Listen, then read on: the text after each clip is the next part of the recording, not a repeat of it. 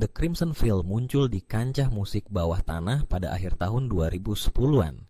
Dengan cepat mendapatkan reputasi bukan hanya karena melodi memikat mereka yang memadukan rock keras dengan elemen pop yang ethereal, tetapi juga karena produksi panggung mereka yang rumit yang menggabungkan simbolisme okultisme dan ritual teatrikal.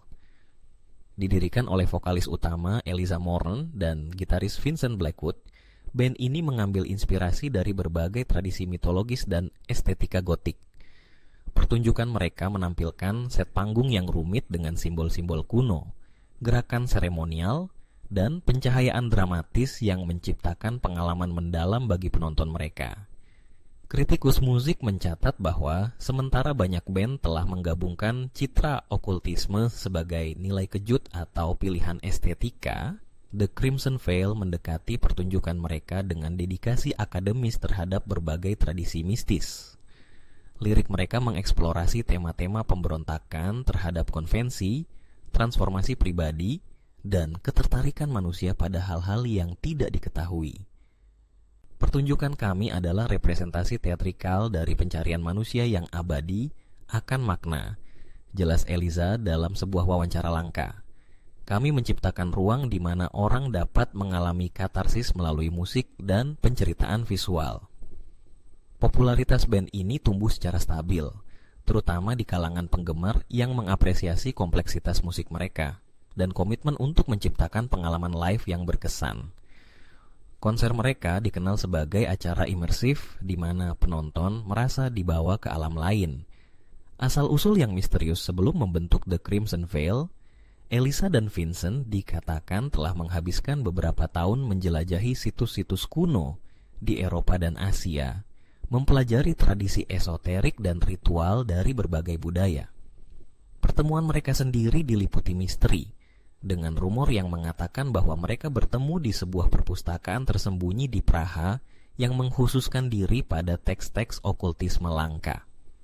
Drummer band, Marcus Reed, bergabung setelah meninggalkan karir sebagai antropolog. Keahliannya dalam tradisi ritual memberikan otentisitas pada koreografi panggung mereka. Bassist Sophia Graves, seorang mantan mahasiswa teologi, membawa pemahaman mendalam tentang simbolisme religius yang kemudian disubversi dalam karya-karya band. Pertunjukan yang mencengangkan konser The Crimson Veil bukan sekadar pertunjukan musik, tetapi pengalaman teatrikal lengkap.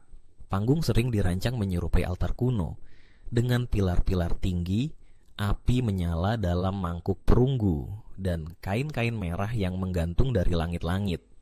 Para penari latar berpakaian dalam jubah seremonial bergerak dalam formasi yang terkoordinasi, menciptakan pola-pola geometris yang rumit di lantai panggung.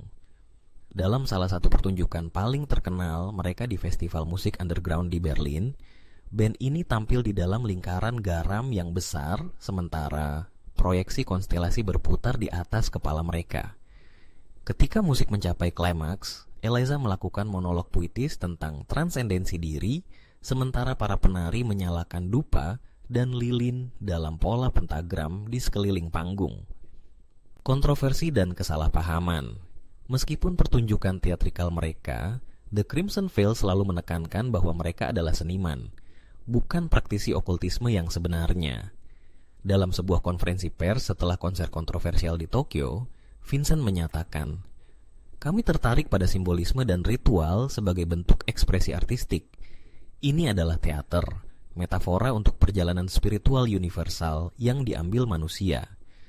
Beberapa kelompok konservatif tetap mengecam pertunjukan mereka, menganggapnya sebagai pengaruh buruk bagi kaum muda.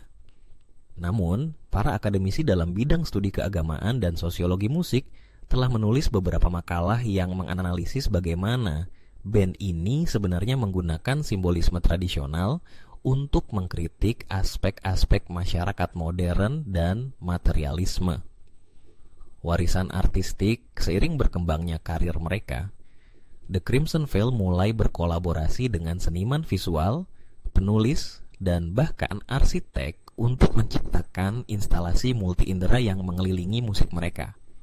Album konsep terbaru mereka, Veil Between Worlds, datang dengan buku bergambar yang menjelaskan mitologi yang mereka ciptakan dan makna di balik simbolisme dalam pertunjukan mereka.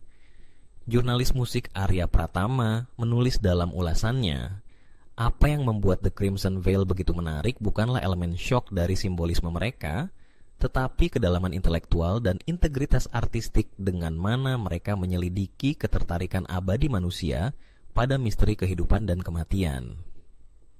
Meskipun kontroversi sesekali, sejarawan musik kini memandang The Crimson Veil sebagai bagian dari tradisi panjang seniman yang menggunakan citra provokatif untuk mengeksplorasi pertanyaan filosofis yang lebih dalam tentang kebebasan, kekuasaan, dan sifat manusia.